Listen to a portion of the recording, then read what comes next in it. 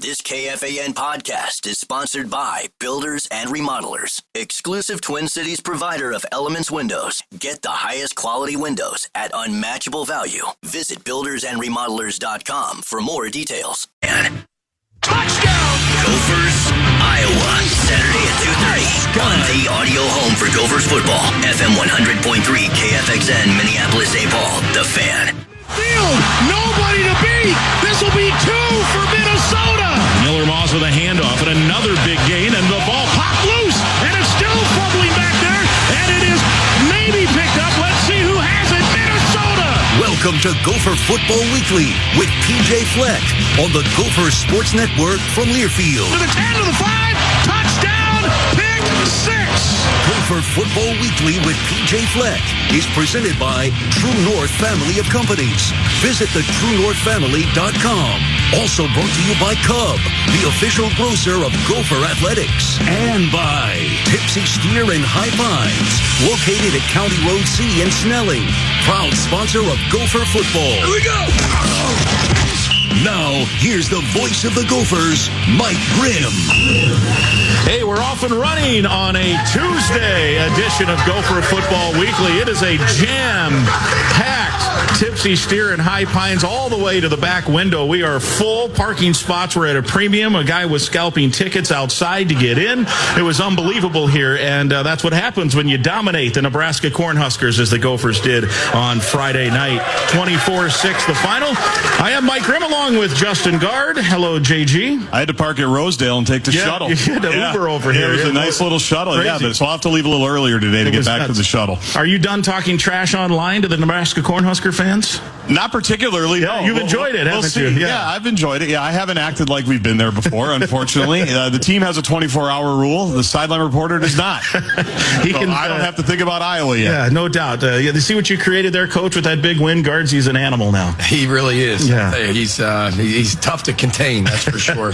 Well, what a win. That was a huge win for us. It's 1-0. You know me, we kind of just work in these one-game championship seasons, but it was a great win for us. Beating a ranked team in Huntington Bank Stadium again is always really, really exciting, and so exciting for our fan base, our supporters, and obviously our players. So staff worked really hard. I mean, that was a short week, so about 25 hours a day. They were in the office. A lot of them didn't go home, didn't really see their families much, and completely dedicated themselves, put the best game plan together to put our players in position to have success. I thought the players played tremendous. They played incredibly hard, did the small things at a very, very high level.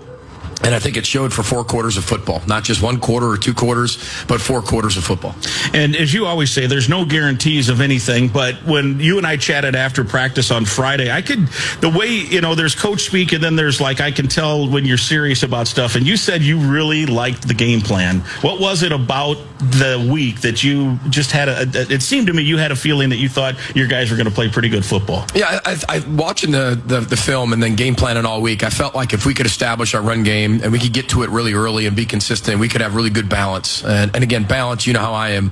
Balance is more, can you do what it takes to win, whether it's run or pass? But I felt like we could have a really good mix if we got into some rhythms. We were going to have to be able to score and score early.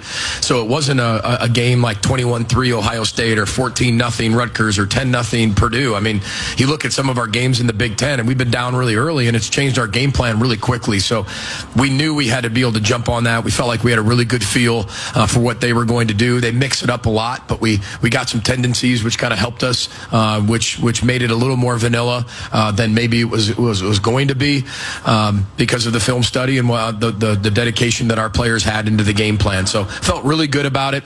We had a really healthy football team, and I think that was really, really critical. The only position that we weren't really healthy at was corner, and I thought some guys stepped up and had a really big game at that position as well. So it was a really good game for us, a really good end of the game as well, watching our fans run onto the field, and nothing gets better than that. That never gets old.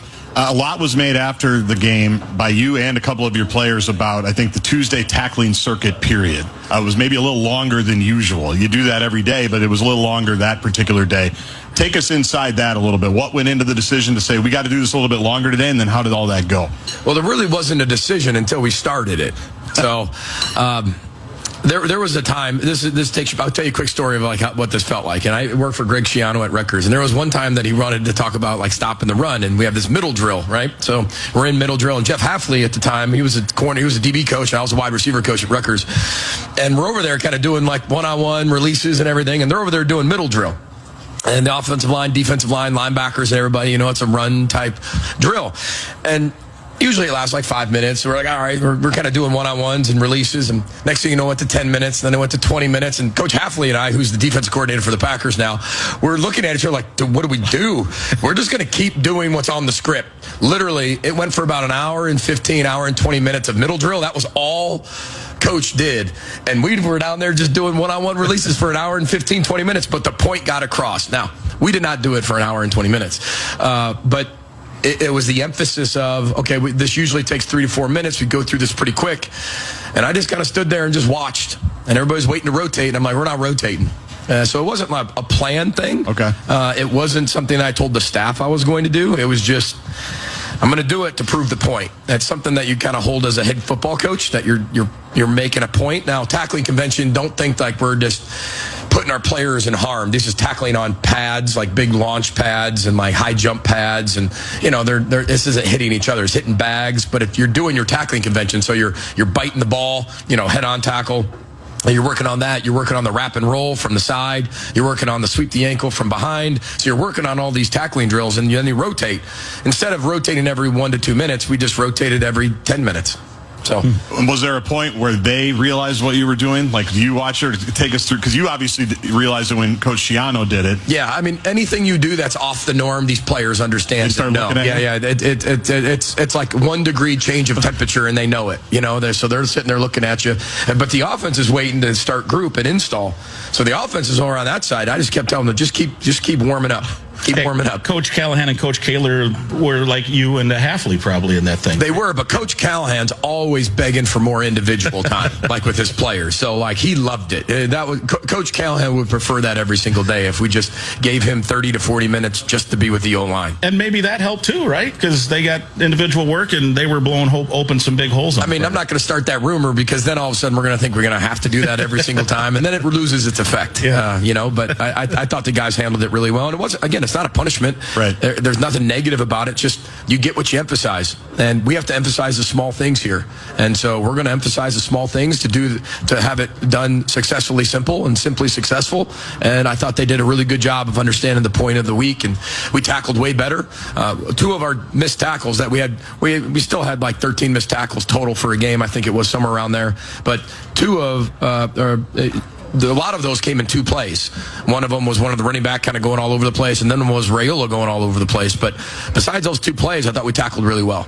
Yeah, and I think that was part of Guardzi was probably headed that way in terms of the importance of tackling, because JG in the pregame was bringing up the idea that their receivers were like, what was it, 1,000 yards after the catch? 1,000 yards after the catch. Raiola was 1,600 yards for the season. 1,000 of them were after the receivers caught it. Yeah, so that was important, right? Yeah, a bunch of screens. They throw a bunch of footballs on slants, and they have really good wideouts who are really, really athletic and fast. So they do everything they can to game plan them in space. So once they get the ball, they have some space. They break some tackles. They run away from people. When you watch the film leading up to our game, they might be some of the most explosive wide receivers and one of the most explosive offenses in the entire Big Ten. And, I was really proud of our defense for not allowing a touchdown. That was really, really big. Yeah, one of the receivers went back-to-back weeks with I think it was a 50-plus yard screen pass touchdown, and then a 60-yarder against Michigan State, and then against Maryland. Was that Turner or Hunter, I think, maybe the number 13 for them. And pretty much you held those guys in check. Even, like, there was probably underrated, Bowden has to come in for a couple of plays, right? Because McMillan gets done. They throw at him twice, and 1, he makes a great open field tackle, and 2, he's in pretty good coverage on a long pass play, because I'm sure they're looking like, okay, here comes this guy that hasn't played much, let's attack him, and he answered the bell. Yeah, we need guys to step up at that position. That's why we brought JB in, and we got some guys banged up at that position, and I thought guys have really answered the bell in terms of coverage, because we're going to talk about our sacks at some point and how many sacks we have, but that all starts top down. You have to have elite coverage on the back end for that to even happen. because they're really good at getting the ball out, really good quarterback scrambling, creating the second play. But I thought our corners and safeties did a really good job from the top down of, again, you're not perfect. They missed a throw or two, but that happens in coverage. But I thought for the most part, our guys covered really well, and then they tackled really well. I mean, Saquon Bryant was our leading tackler, and he's a corner. So you could tell they did everything they could to funnel their run game towards our edges, which meaning the corners are going to have to be in there, be physical, and make the play. And I thought JB had some really good tackles. Jayante had some nice tackles. Obviously, Zaquan Bryant, our corner, had some really nice tackles and led our team. So I was really pleased with the next right step in our development. I want to talk about the sacks now. You mentioned it. A lot of guys had a lot of sacks, right? 9. It's the record going back to 1977. What was different from week to week? Because you were around the Purdue quarterback a lot, just weren't able to bring him down. Against Nebraska, you were around him a lot and were able to bring him down. Yeah, I think that the whole point of the week was to condense the pocket somehow, some way. Rayola's so good at finding just a little hole and then escaping out of the pocket, running on the run and throwing. He's so athletic. You saw what he did.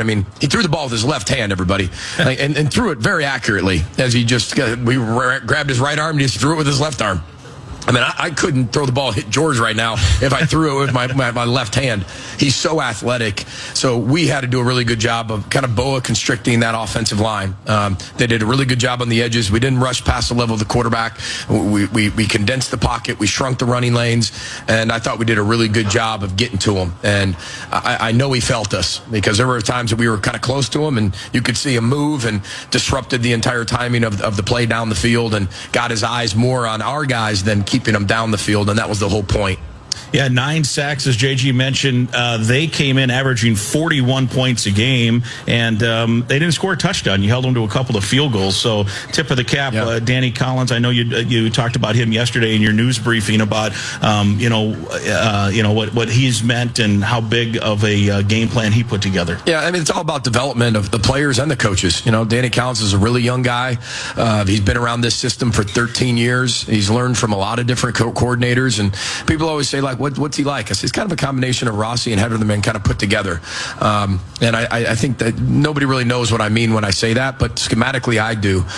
In terms of the attention to detail, the fundamentals, the technique, the ability to put pressure on the quarterback, stop the run, and the way we do it. They all have their own unique flavor, but it's still similar to the same system that we've always had. They just get to put their fingerprint on it. But Danny's such a hard worker, and he's so committed. And I know he's really young, but the sky's the limit for his career because he works so hard at his job and his craft, and the players love him. He's so good in front of the room, and he's so good coaching those safeties, and he's really developed, and I think one of the best coaches I've ever had, not just a coordinator. I'm talking just as a position coach as well, just watching from where he was and seeing this complete growth in 13 years from really a student coach to a defensive coordinator in the Big Ten is really impressive. Yeah, no doubt about it. All right, let's take our first break. We'll hear more about the sacks quite literally here coming up, and then we'll talk about the offense, and then, there's a game this weekend against that team to the south, the Iowa Hawkeyes, which we'll preview as well. Quick thank you to alumni-owned Sunbelt Business Advisors. They're part of the True North family of companies, and they should be on your team roster if you're selling a business. Get your no-cost confidential business valuation today. Visit sunbeltminnesota.com. They're here with their table. We want to thank them for their support as always. Stay with us from the Tipsy Steer in High Pines. This is Gopher Football Weekly with PJ Fleck from Learfield. Crew, it's Toyota. With an adult-sized third row, everyone's welcome in the Grand Highlander. From sports fans to eco-buffs and movie fans.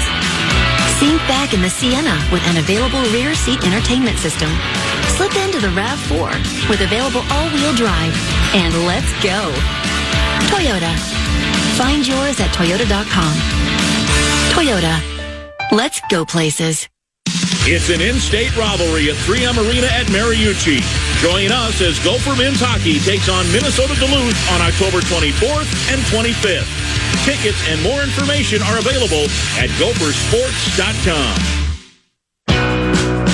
Spring cleaning is as easy as buy, fill, gone with a Bagster bag from Waste Management. Clear the clutter and ditch your debris. Bagster bags are the flexible option for big cleanups, and we mean flexible. The Bagster folds neatly when not in use, yet holds 3,000 pounds of waste and debris. Buy from a retailer today, fill it, and easily schedule pickup when your projects are complete. To learn more, visit thebagster.com.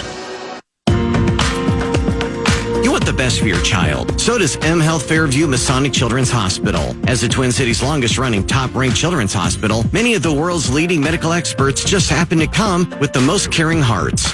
This combination of passion and expertise is why Masonic Children's Hospital was once again recognized as the Twin Cities' top-ranked children's hospital by U.S. News & World Report. Right off 94 near the West Bank of the University of Minnesota. Learn more at mhealthfairview.com. Are you looking for concert or sports tickets? As a local Minnesota company, Ticket King is a company you can trust. They have seats to fit every budget and even offer parking or tailgating passes, and all tickets are guaranteed. Each order is personally attended to by one of our dedicated customer service representatives who are committed to providing you with a courteous, professional, quick, convenient experience. Visit us at TicketKingOnline.com or call us directly at 612-341-4131. Gopher fans, when you want to get around Gold Country safely, securely, and on time, call Carey Minneapolis St. Paul. Carey Limousines, a global leader in business travel, offering a world-class fleet and reservation staff who make sure you arrive on time, every time. The team's available 24/7, so give them a call whenever you're ready to travel. 612-623-0565 or visit the webpage, CareyMPLS.com. And go Gophers!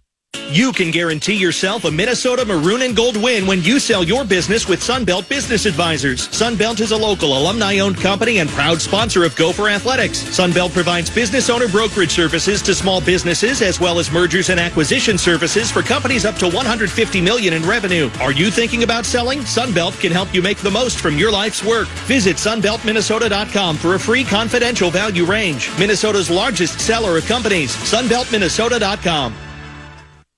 Gopher fans, check out the spot for Gopher Weekly with PJ Fleck. The Tipsy Steer in High Pines in Roseville is a great place to watch the games with a large outdoor space to eat, drink, and hang out with your friends. Check this place out. Locally owned refreshing beverages and food sourced from area farmers, serving on menu favorites like bacon lollipops and armadillo eggs. The sassy menu also features brick oven pizzas and acclaimed burgers. Tipsy Steer in High Pines in Roseville, County Road C and Snelling in Roseville, or online at tipsysteer.com. Go Gophers! The game against Rutgers on September 27th recognized the 13th annual Celebrate Ag and Food Day at Huntington Bank Stadium. Both the game broadcast and the presentation inside the stadium celebrated the tireless efforts in the agriculture industry. Gopher fans, we can all be proud of the continued efforts, results, and the talented people that work in these industries to provide a sustainable food supply with so many changing variables. The Gophers would like to thank the presenting sponsors of this event: CHS, Compeer Financial, Undeniably Dairy, and Bex.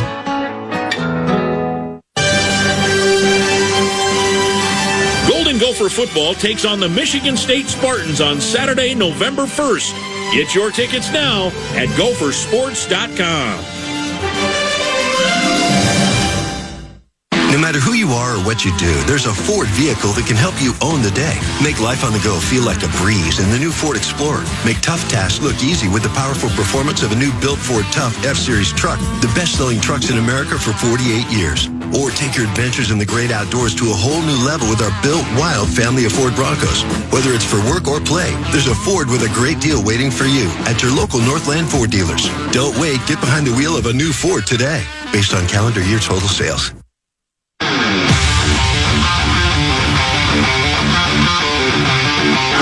It's time now for the AVR Remix on Gopher Football Weekly with PJ Fleck. AVR, a McNamara company. Quality and service delivered. Play action, and now it's a broken play and a sack. He had no one to throw to, Anthony Smith, and for Minnesota, that's their first sack since the Rutgers game to throw Raiola. Plenty of time. Now the pocket collapses, and Devin Eastern drags him down back at the 15-yard line, and they will force a field goal attempt. Second sack of the night for the Golden Gophers. The throw is Raiola. He's hit and sacked. Carter his fellow teammates. Looking left, now comes off that read, hit, and sacked by Menz. He dragged him down. His second sack tonight, back at the 18, and Minnesota has sacked Nebraska 4 times. Straight drop. Pressure comes from the left side, and Anthony Smith lands the sack all the way back at the 11-yard line. Raiola wants to throw. The blitz comes. Pressure comes. Stepping out of the pocket. Hit and sacked! Back in Minnesota territory. A loss of 11. Jackson Howard. 3rd down and 5. 2 of 8 are the Huskers. Here's the blitz. Ooh. And he's hit and dropped! Back at the 12. Kingsbury crushed the running back and then crushed the quarterback. 7 sacks. Blitz comes. Pressure comes. Dropped him. Jackson Howard. In fact, he almost took a knee. I don't even know if Howard hit him. He just turtled right there. It's a sack back to the 36. It's 4th and a mile. Here's Raiola again. Let's see if they can get a sack on him. Pressure comes. Hit. And there it is. It's a sack. Smith and Metz met him. Malachi Crunch. That's school record. Sack. There it is. All 9 sacks. We went a little long on the AVR remix. Oh, my good. You did actually all 9. Yeah, all 9 sacks. School record.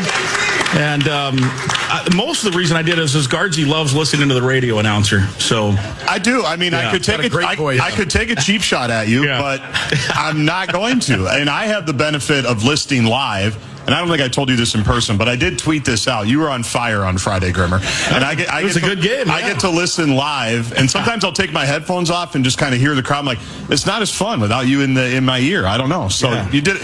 I could be a mean person, but I'm going to be vulnerable and be nice. You're a great person. You were outstanding on Friday. Well, that was fun. 9 sacks. It's pretty fun to call 9 sacks. So I thought let's put them all together. It's a little long on the AVR remix. Got to go to break, and now we have to break. So now on to segment 3. No, just kidding. What a night. Was there something in the game plan that you thought you could do? You mentioned compress the pocket, but your guys were in the backfield really consistently almost every pass. It was based on your call. You just said that was the first sack since we had at Rutgers or something like that. You opposite jinxed us. Yeah, there you go. In a good way. So keep doing that. Yeah, I will. Yeah. Keep doing that. Yeah. I thought we just played harder. We played faster. We cleaned up our fundamentals and techniques. We blitzed about the same as we blitz, but I thought it was really good. Now, if you want to see what remember I told you, I have this little clip, right? This little cut up that says for my funeral. I've told you about that before, and there's all these little clips of so when people are at my funeral, if anybody comes, then maybe they won't, but if they do, they'll be able to watch my favorite plays, whether it's games or practices that show our players how and their heart. If you ever watch the play that Matt Kingsbury comes on a blitz, runs over the tailback, and then makes the sack on Dylan Raiola, that's violence. That's Gopher football 101 playing defense. That's the expectation. It's one of the best defensive plays I've seen anybody make because it was just pure violence, pure howl, pure speed, reckless energy, and it not only blows up the running back, he makes the play and brings Raiola down on a square tackle. That's really, really impressive. So I think that showed exactly what type of game it was for us, and if I could pick one play to demonstrate that, it would be that play. Yeah, it was impressive, and I've added that to my funeral mix too. Yeah, very good, very good. It's nice. the only football play I have. Yeah. But a lot of tennis matches, a lot of Andre Agassi on there. That's right. There's Agassi at the U.S. Open, and there's Matt Kingsbury blowing up. There you go. Nebraska. Very and similar. then there's home video from Mike Gard on Justin Gard's championship match. But he said the same. I saw Kingsbury as we were waiting, kind of to do the post game thing, and I just kind of looked at him. You know how you do, and you're like, dude. And he's like, violence. And that's all he said, and he just kept walking. But good for him, right? I mean, we've talked about him for years. You talked about the steps that he's made from a couple of years ago, and to have a moment like that, I mean, that's one that's going to be on his funeral reel too, you would imagine, right? Well, I'll tell you, he's a redshirt sophomore. And it's taken him 2.5 years to really get to this point. Now you just let him loose. His family, his dad played Big Ten football at Purdue. He's got Big Ten blood in his body. And he came to us as a developmental player, a developmental linebacker. And we knew that he'd have to develop in the weight room and really take time in the linebacker stuff. But he's playing at a really high level right now. And the great issue we have right now is we got 6 linebackers that are all really good. And we can rotate them. We can put them in different positions. We can have a lot of creativity and versatility and different packages on defense, and you saw that with Kingsbury. You've seen that with Wolverine, Mason Carrier. They call him the Wolverine for every reason why you think he's Wolverine. He kind of looks like Hugh Jackman. Yeah. Oh, wow. Yeah. Yeah. Lucky guy. I'm not sure if that's why they call him Wolverine. I think he looks like Hugh Jackman. I'm sitting there thinking they don't even know who Hugh Jackman is, but they call him the Wolverine. So, but you have a lot of these young linebackers, and you look at like Ethan Stendel coming up, and Nate Cleveland, and these kind of guys that are really young. The Emmanuel Carmos. We've got really good linebackers in the program right now, and I think when you got Mariano Sori-Marin coaching those guys, I mean, they always say like you can tell who the coach is by how they play. Yeah, it's exactly right with Mariano and those linebackers. They play exactly like Mariano. They're just better. And you think back, Mariano. I can say that I coach. Yeah, you can say that. Yeah. You're paying him a nice wage. To he's our coach now. Yeah, Who cares about your career? Nobody cares about your career. Stop close the yearbook. Yeah. Yeah, close the yearbook, son. You think back. I thought he had his breakout game against Nebraska. Mariano way back down there. Remember, he had 20 tackles, I think, or 19 tackles, something like that. And then from that point on, he was pretty dominant in the middle linebacker. So Nebraska, maybe brings out the best in him. But you're right. You got Gerlach, you got Williams, you got Baranowski, I'm going to forget, you mentioned Carmo. Who am I missing in there? It's a good group, and you're rotating in. Gerlach had a blitz that he didn't land it, but it curled him, the quarterback, right into another guy to land a sack. Yeah, it was good funneling. Call that funneling. Yeah. You want to funnel to somebody else, whether you're setting the edge, whether you're blitzing. You want to make sure that you can condense the pocket, funnel it to somebody else if you can't make the play. If you can make the play, make the play. If not, funnel it to somebody else. And I thought they did a really good job of that. Let's talk about the offense now for a little bit. Darius Taylor really got the thing going on the 71-yard run down to the 1-yard line. I thought that changed the tone of the whole stadium. And from that point on, you guys controlled the football game. Not that you weren't in control before, but that really seemed to liven things up, as you guess it would. And then once, this was one of those patented games, I think once you guys grabbed a hold of the game, you just controlled the line of scrimmage. And those, I know, are special games in your heart when you can impose your will. You're exactly right. I mean, that's Gopher football. That's our brand of football. That's where we take the most pride in. I think that's when we're at our best, when we are doing that. And I think I give a lot of credit to our players. They worked extremely hard throughout the week. I mean, their commitment level was insane to the process. And we said that we're going to have to do two things way better. Our fundamentals and techniques, we're going to have to go through the roof. And football is a game of inches. I mean, it really is. It's a game of fundamentals and techniques. So we use the analogy of free throws.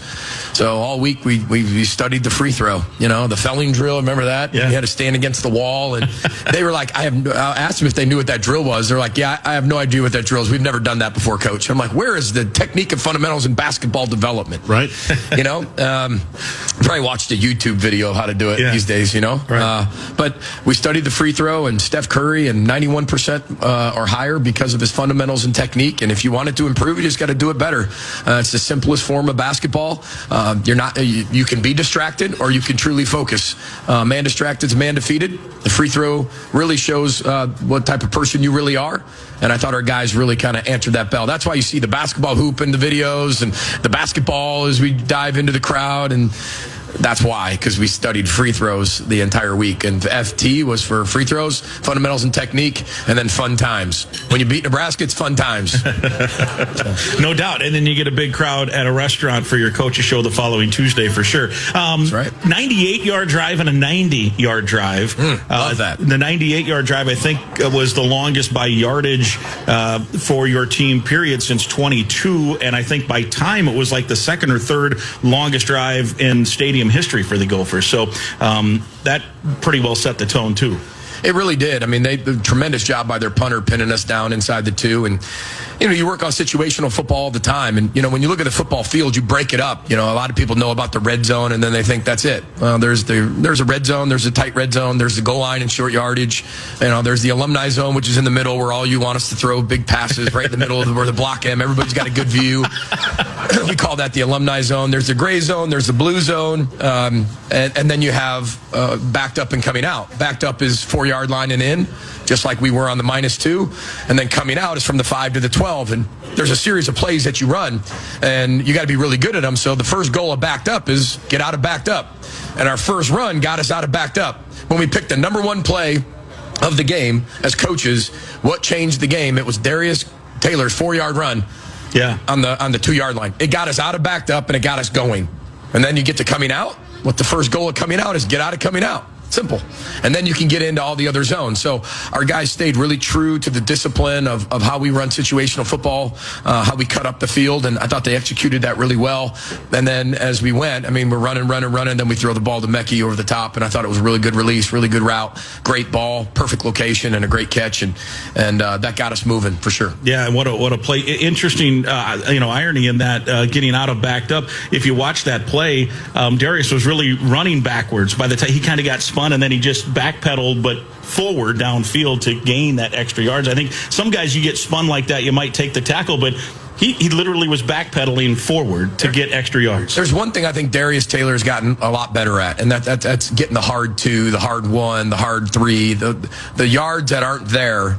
A lot of times some backs will always try to bounce everything to go get a big long run when nothing's there. Well, really elite backs, when nothing's there, remember, defenses get paid too, and they're on scholarship, and the NFL has good defenses, and can you go get 2 yards? When there's nothing there and there is a wall, can you go get 6 feet? Can you move that pile 6 feet? And I think he's gotten way better at that over the years of learning how to be this elite tailback, and part of that is going to get the hard 2. Yeah. Talk real quick before we take the break about the throw and the catch. Brockington catching Lindsey's throw, just dropped it. I think Daryl said they call that drop it in the bucket. It was perfect. The kid is so accurate. He plays at such a high level for such a youngster. He really is a special human being, everybody. We have a really good quarterback, really special kid. You absolutely.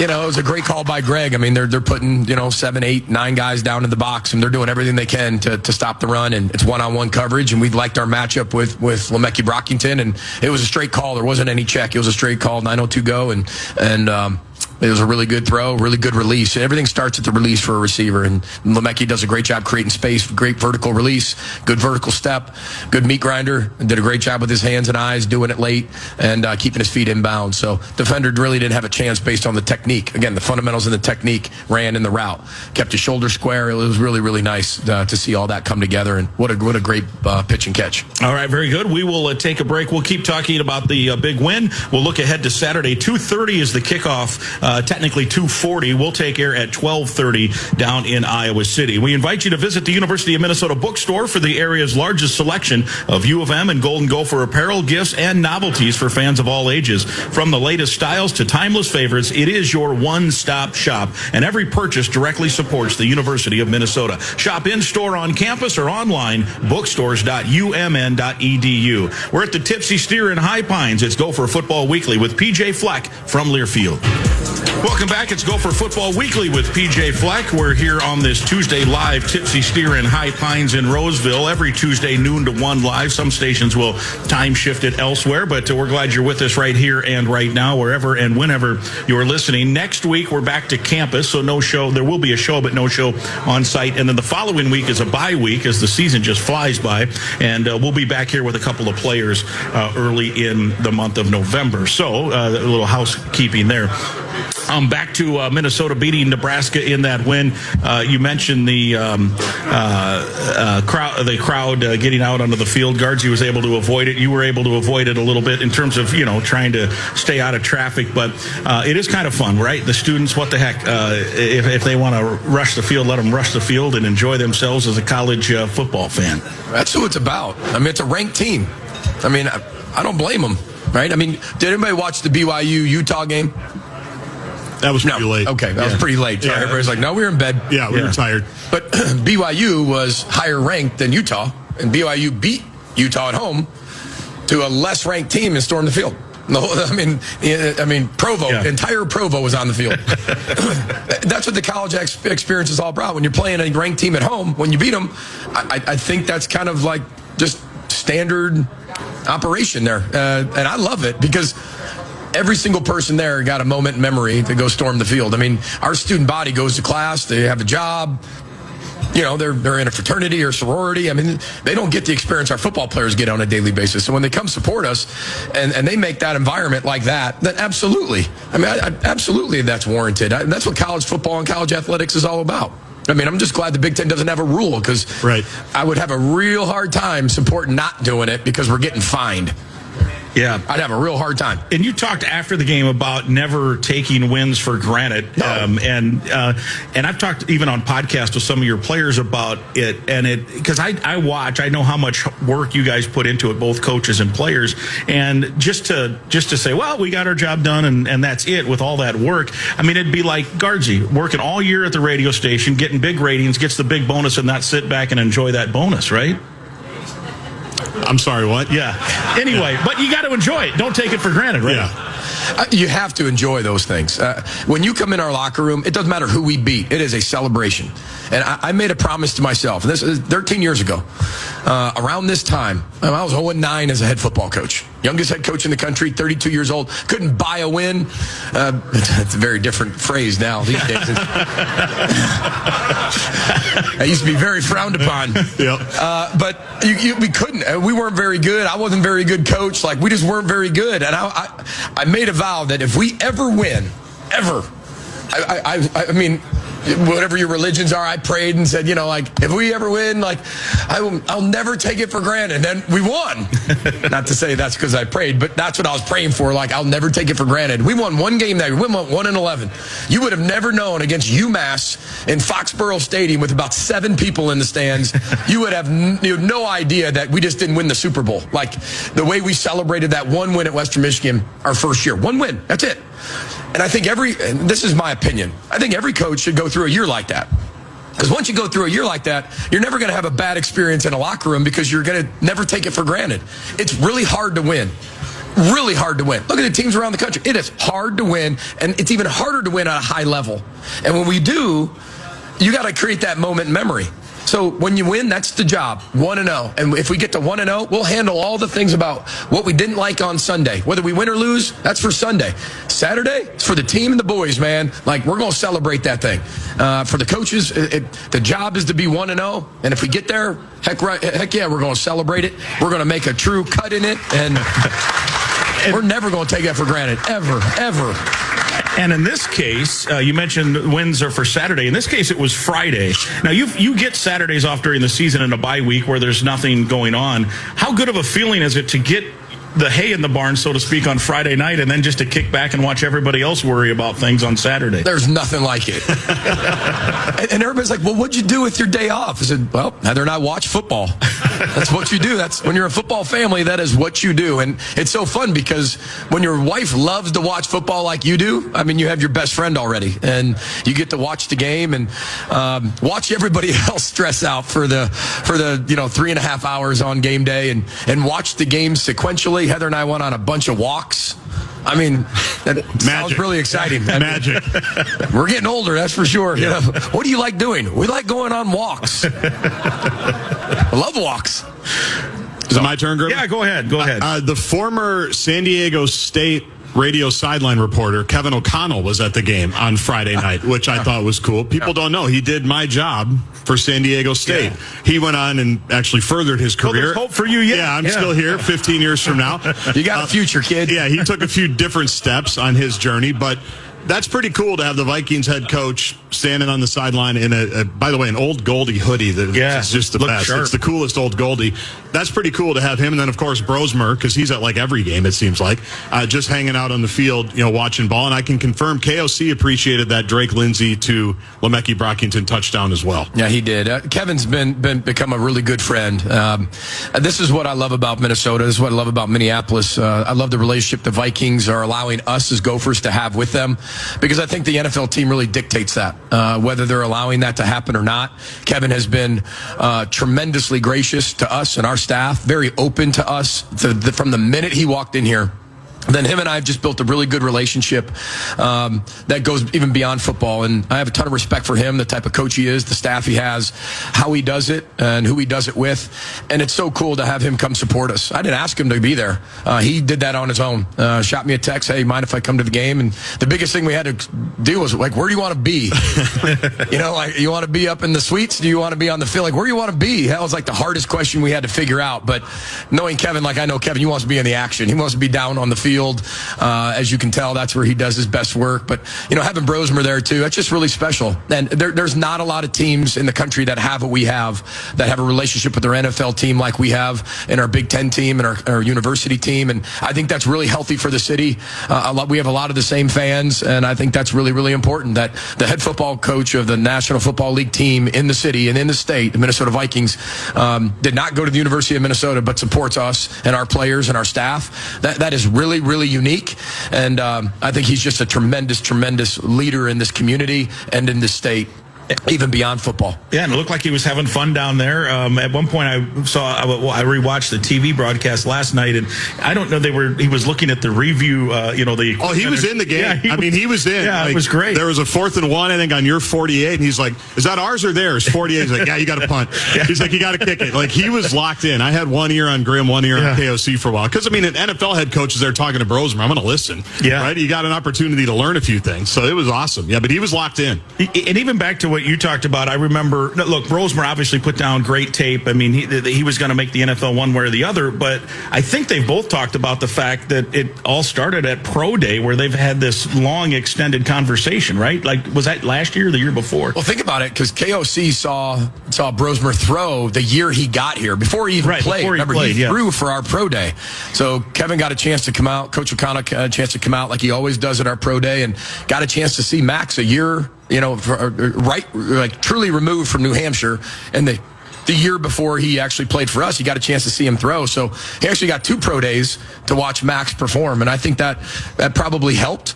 And I'm just really thankful that Max is around and Max is here and, just working really hard. And, obviously in the NFL, you just got to wait for your opportunity to come. And then when it does, you got to take advantage of it whenever that is.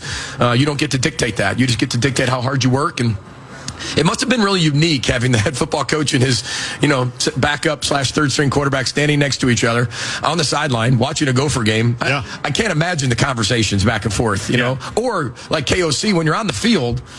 That's as close as you get to the NFL, right? And you got to feel like you want to call the plays. Yeah. What you don't know is he called every play. You guys just don't know that. That's great. He had his own earpiece that was really tiny in his ear. He was talking to Drake the whole time. If you ever watch, he touches his cheek. That's the signal, to start the. Just kidding, everybody. Yeah. Just kidding. He did not. But it was really cool to have him down there. I got nothing else on KOC. No, I don't. Oh, I did have one more, but I was going to take a cheap shot about Brian Flores calling for the 9 sacks, but I didn't. I just went right by it. Well, and then I went back to it. And now it's awkward. Did it. Yeah, there you go. Now it's terrible. Oh, good. Well, would you like to go find a good parking spot on campus? I would. It's time to go. You got to Uber over to the mall. I got to get back to Rosedale. Yeah, very good. All right, sounds good. Guardsy's off. We got one segment left. We'll talk about the Floyd of Rosedale and the big battle coming up Saturday in Iowa City. That's all straight ahead. It's Gopher Football Weekly with PJ Fleck from Learfield. Dear crew, it's Toyota. With an adult-sized 3rd row, everyone's welcome in the Grand Highlander. From sports fans to eco-buffs and movie fans. Sink back in the Sienna with an available rear seat entertainment system. Slip into the RAV4 with available all-wheel drive. And let's go. Toyota. Find yours at toyota.com. Toyota. Let's go places. The game against Rutgers on September 27th recognized the 13th annual Celebrate Ag and Food Day at Huntington Bank Stadium. Both the game broadcast and the presentation inside the stadium celebrated the tireless efforts in the agriculture industry. The Gophers would like to thank the following participating sponsors: Ag Country Farm Credit, Minnesota Biofuels Association, Minnesota Corn Growers Association, Minnesota Pork Board, and the University of Minnesota's College of Food, Agricultural, and Natural Resource Sciences for their continued support. Know what happy is? Veggies. Crunchy, crispy, colorful, seasonal, aromatic, juicy veggies. Produce at its freshest. Cub produce. Best produce, period. Guaranteed to make you happy or will replace it. No questions asked. Because good produce makes veggie lovers happy. Just remember, fresh, happy. Stale, limp, and wilted, not happy. You want to make a veggie lover happy? Shop Cub for produce. And shop happy. Visit the University of Minnesota Bookstore, your destination for the area's largest selection of U of M and Golden Gopher apparel, gifts, and novelties for fans of all ages. From the latest styles to timeless favorites, it's your one-stop shop for all things Gophers. And when you shop here, you're giving back because every purchase directly supports the University of Minnesota. Stop by our campus location or shop anytime online at bookstores.umn.edu. Go Gophers! Let's go get them. We'll give it up. Everything we got.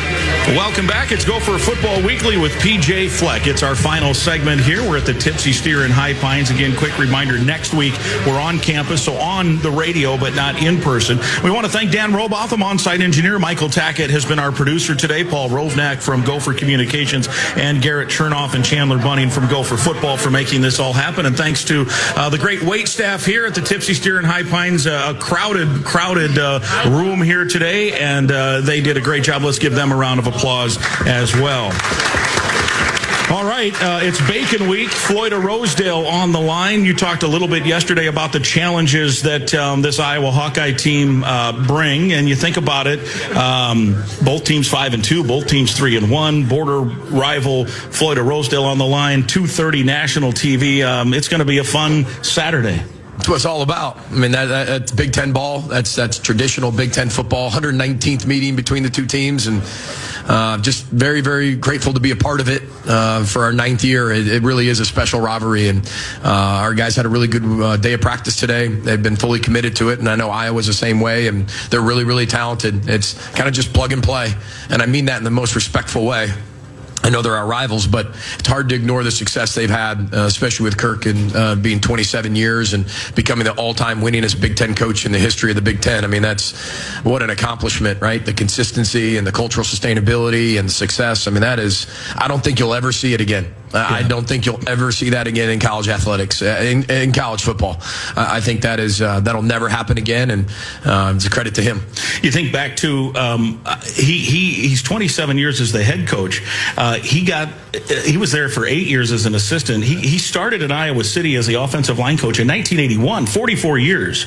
So definitely has his house paid off. I think he's probably onto a different house. And there was a stop in between. He coached at Maine, and he was with the Browns for a minute and the Ravens, I think. But anyway, the point is, you talk about cultural sustainability. If there's any program that has it, you think about Kirk Ferentz started in Iowa City as an assistant in 1981. I think that's about the year you were born. It was. Yeah. 1980. So I was 1. Close. Yeah, you were 1. But that's a long time, and that's part of what the key to their deal is. You say there's a way about Iowa goes about its business, and they know the type of player they need and can recruit and develop, and they've had some success. They've had a ton of success, and it's impressive to watch. They're really talented. Obviously they're going to run the football, but they've added a different element with their quarterback. Now he's a runner as well, so he can throw it like a quarterback, but he's really like a tailback with his legs. I mean, he's a pretty thick kid, big kid, and they've always been really good at running the football by handing it off, but now you throw him in the element, and you start to watch their games. They're having a lot of success because he's breaking 60, 70-yard runs left and right.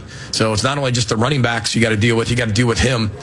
Defensively, it's just the same in a good way. I mean, that's what I mean. That's the same. I mean, that's what they do, and they all look like the guys last year and the year before that and the year before that, but they're just different faces. They play really sound defense. They force you into making illegitimate throws and force turnovers, and they're really, really good. So we have a lot of respect for them and what they do and how they do it. But we got to find a way to play our best football better than we did last week to be 1-0 in Kinnick. I remember, yesterday you mentioned that it's a hard place to play, and maybe in your time you recalled the 2006 game that you were the GA at Ohio State. You went in there. I looked up 1999, Northern Illinois played at Kinnick Stadium. And you know what? That was, I think, Kirk Ferentz's first year. That was his only win. Speaking of winning one game in you're welcome. Yeah, I started. You should tell him he owes. That's right. You had 2 catches in that game for 17 yards. I also noticed that that's a heck of a game. Everybody. It's a heck of a game. 2 catches, 17 yards. That shows the speed. Yeah, that's really the style of my game. 2 catches for about 8.5 yards per catch. That's a heck of a stat. That's a good run. That's a good run right there. And I looked at the box score this morning. Their special teams coach, LeVar Woods, I think scored a defensive touchdown in that game as well. So there's a lot of connections there.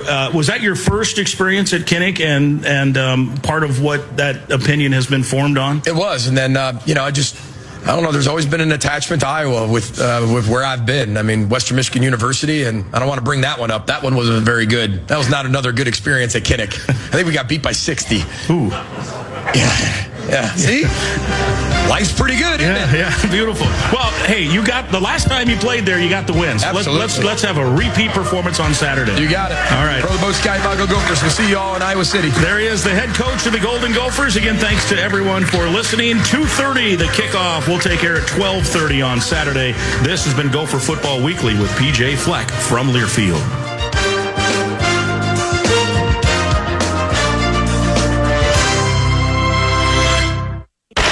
Minnesota Wild, New Jersey Devils, tomorrow at 6 on the audio home of the Wild, FM 100.3, KFXN, Minneapolis, St. Paul.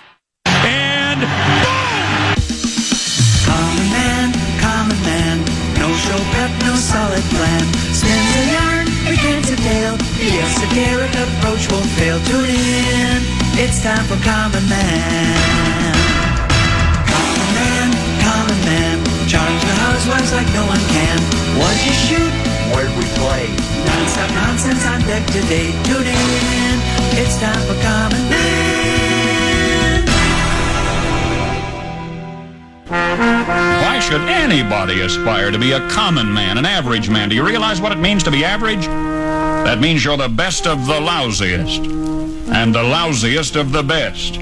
Now, if we demand more and more for producing less and less, while the have-not nations encourage and inspire and indeed require hard work and maximum effort, if we deify the common men while they encourage and reward the uncommon ones, well, the end result of such a lopsided race as that is too obvious to require elaboration.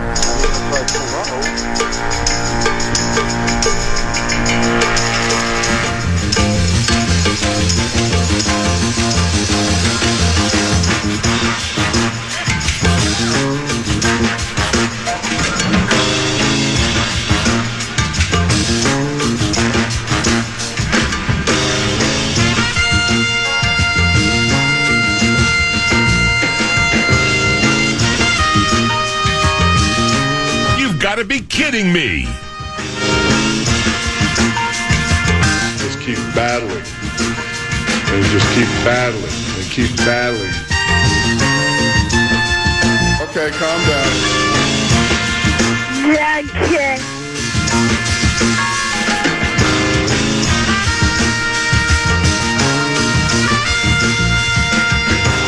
Yeah, Rosie.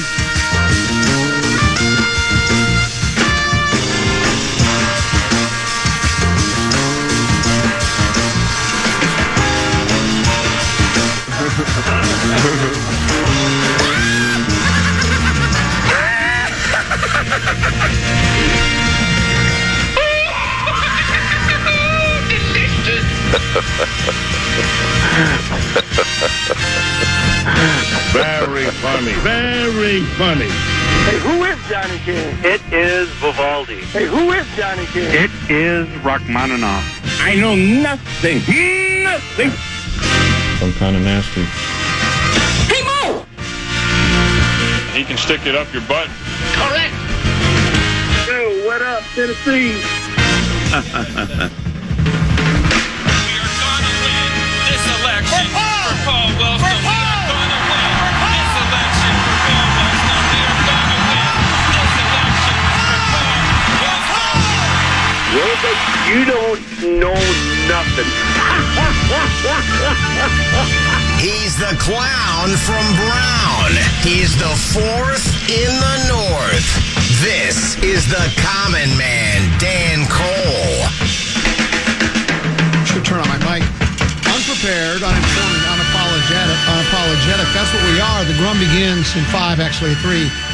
The 5 sounds like more than 4, 2, 1. Greetings, good afternoon, and act here in yours. I'm the common man, Dan Cole, radio dinosaur, La Brea Tarpid, cold dead rigor mortis laden, or at least fossilized.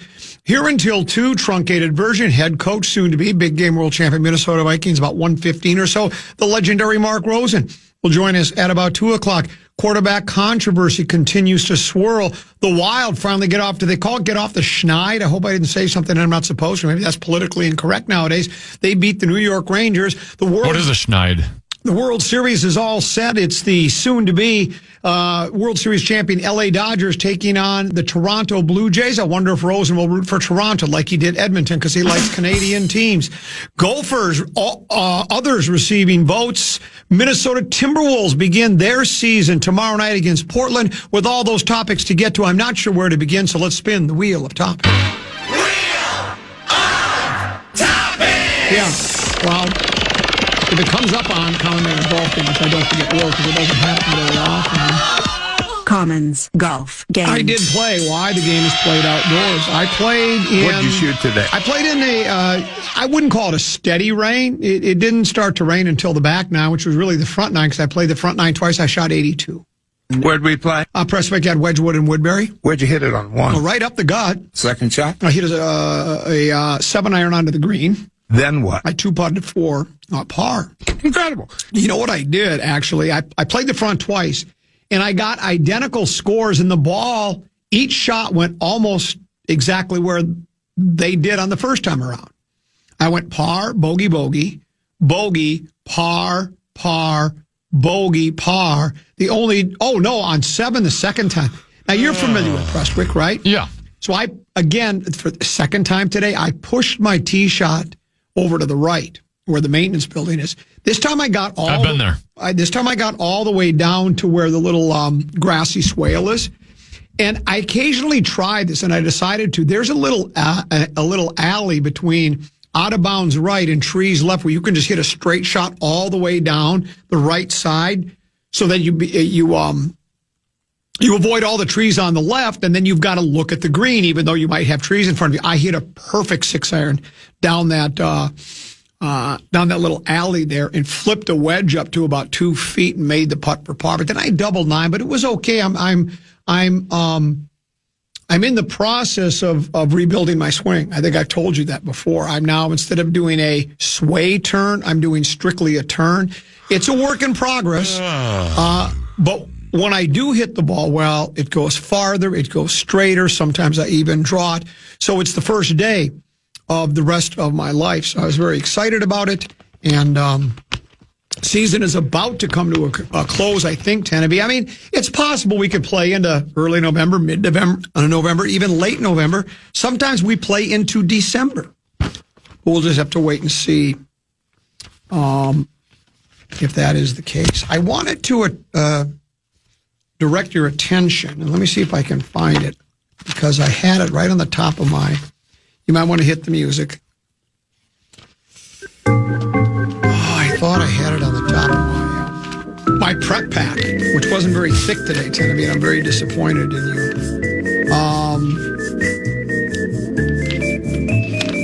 It was basically a complaint. Okay. A complaint against the program director, and I guess indirectly, a complaint against you as well. Okay. Complaining the program director by airing the Tana Fitzgerald? Well, yeah, I guess is basically what they actually said. This was sent to Chad Abbott, and oftentimes Chad Abbott will get emails from listeners. Generally, they're complaints. Very rarely does he receive compliments in regards to the Grum. But this came from, I don't know who it was. I'll just leave his name out. His name is Joe. And he writes, wow, off of a bye week in Commons where? Thought Vikings were your fans' number one listeners. Great management decision. So he thought on Thursday and Friday I should have been here with the Vikings coming off a bye week, because nobody's more insightful and plugged into the Vikings than I am, right? And, I took it as a compliment and a complaint, that he would like to have had me there. But I did respond to him like I always do, and I said, it's faith, family, fairways, frequency, and football in that order. Yeah. And so baby brother Peter, who I created from my loins, my youngest boy, he goes to the Ohio State University, and he came back for fall break. And I wanted to spend time with my son. Oh. And so that's where the faith, family, and then he likes to golf, so we combined family and fairways is what we did. And so I appreciate that he wanted me